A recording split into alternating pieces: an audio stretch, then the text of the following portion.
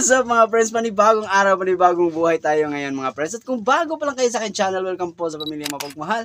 At kung paano magiging part sa pamilya ito, subscribe nyo na yan. Ganun lang kadali. For today's video mga friends, ay magkukumustahan lang tayo mga friends dahil bagong taon ngayon mga friends. First day of the month and first day of the year. Year 2025 na tayo mga friends. At kakatapos lang ng buwan ng Disyembre kaya papasok na ngayon yung buwan ng Enero. Ito yung birth month ko mga friends. So, hindi ko lang sasabihin kung anong petsa yun. Basta birth month ko yung January sa mga hindi nakakaalam. Paano ba yung ano ninyo mga friends? Tatanong lang ako sa inyo. Paano ba yung, kumusta yung buhay ninyo pagkatapos ng year 2024? Kasi alam natin na hindi nagiging madali yung taon year 2024 sa atin kasi marami tayong pinagdaanan, ayun, simpleng, ganon yung pamumuhay sa simpleng tao. Alam natin yung buhay natin ngayon ay hindi na gano'n kadali, pabigat ng pabigat, pamahal ng pamahal ang bilihin. So, yun, kaya yun yung nagpapahirap sa buhay ng tao. At naranasan ko yun mga friends dati pa nung ano, yung, alam niyo yung mag-New Year mga friends, kahit ano, yung iba busy na sa paghahanda, mayroon na rin ano ganun, buong pamilya nagsi-celebrate sila ng New Year, kasama sila, tapos alam niyo yung wala kayong maihanda, yung dinadaan niyo na lang sa tulog kasi kapos kayo sa pera. Napagdaanan ko na rin yan mga friends, pero wag nating isipin negatibo yung mga ganong bagay mga friends. Ang importante, nabubuhay ka, hanggang ngayon buhay ka pa. At kung ano may mga pinagdaanang pangit natin sa nakaraang taon, isipin na lang natin yun na isang masamang karanasan mga friends. At hindi, kahit ganoon pa man, yung sa mga naranasan natin mga friends, ay isipin na lang natin na yun yung nagpapatibay sa atin. Kasi hindi natin masasabi na matibay tayo kung hindi tayo nakakaranas ng mga pagsubok. So yun, so time check na pala mga friends, 12:30 na ng tanghali. At this time check is brought to you by Cherry Beer.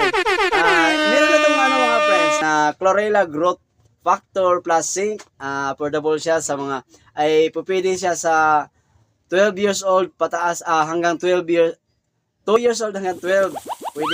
Pwede. Ito yung vitamins na mga taong gustong tumangkad at kahit hindi naman sa bata, kaya kahit sa matanda din, pwede ito. At hanggang 12 years old, kung gusto niyo namang ano, baka may magtatanong, ay paano yung 18 years old pataas? Wala na, hindi na kami pupwede yan. Meron namang ano, meron ding ito mga friends, ayan, Cherry Pear capsule. So yun, ito yung pupwede sa 18 years old pataas. Yun. Baka may magtanong na epektibo ba yan? Paano ba yan? Baka makakagastos lang kami diyan tapos hindi naman legit, hindi naman effective.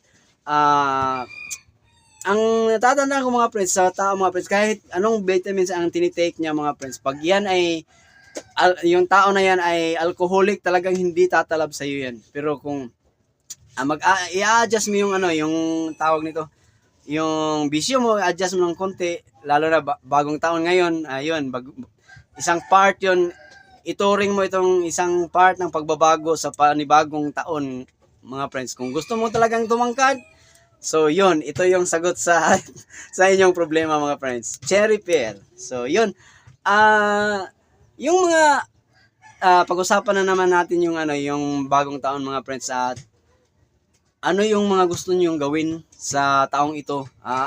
Ako mga friends, marami din akong gustong subukan. Wag natin sarado yung pintuan para sa mga bagong papasok. Kung ano may yung masagupa natin, ano, dapat matibay lang tayo mga friends. At kung ano yung dapat matuto rin tayong magdasal kasi meron talaga mga bagay na hindi natin akala natin kaya natin sa ating sarili, pero hindi yun kasi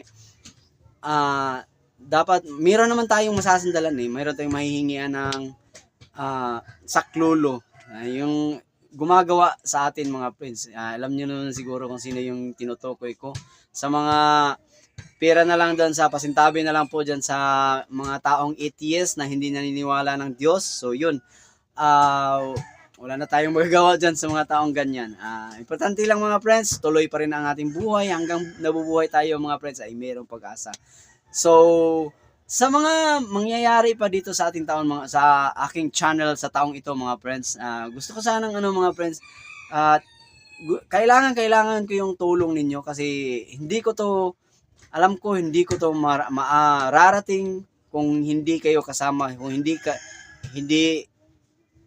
wala yung tulong ninyo. So yun, sa mga nagiging part na rin sa aking YouTube channel, sa aking career dito sa pagbablog, shoutouts nga pala sa mga legit supporters ko. Unang-una na kasi baka may magtampo kasi kumbaga i-renew lang natin kasi lagi ko silang nababanggit sa aking pagbablog mga friends. I-renew lang natin mga friends kasi bagong taon ngayon, di ba? Para naman hindi magtampo. So unahin ko na mga friends dito sa aking pamilya. Shoutouts kay Evelyn Mahinay Alferez, kay Jocelyn Medilio Alferez, ay baliktad yata kasi babae.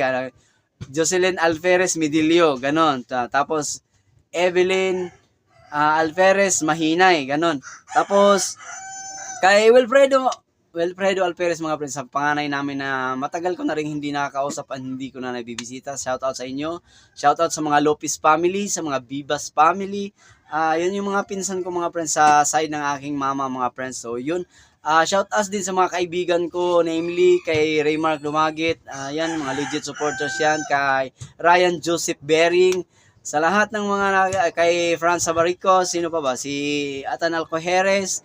Ang dami ko pang gustong i-shoutout mga friends ko pero sa matatandaan ko lang kasi wag na, kung hindi man kayo mababanggit sa video na to, wag kayong magtampo kasi at sa mga gusto pang magpapa-shoutout dito sa aking vlogs mga friends, kahit sa short mga friends, comment down below sa mga gustong magpapa-shoutout. Libre lang po yan, walang bayad yan. Kung totoong legit supporters kayo sa akin, walang problema yan. So yun,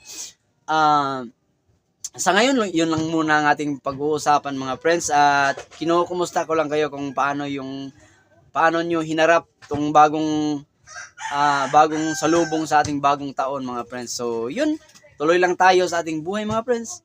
Sa mga gusto pa nating gawin, pursue lang natin yan. So yun, maraming salamat sa panonood at sana nakapagbigay ako na talaga nakakatawa. Yun, so maraming salamat sa panonood at hanggang sa muli mga friends.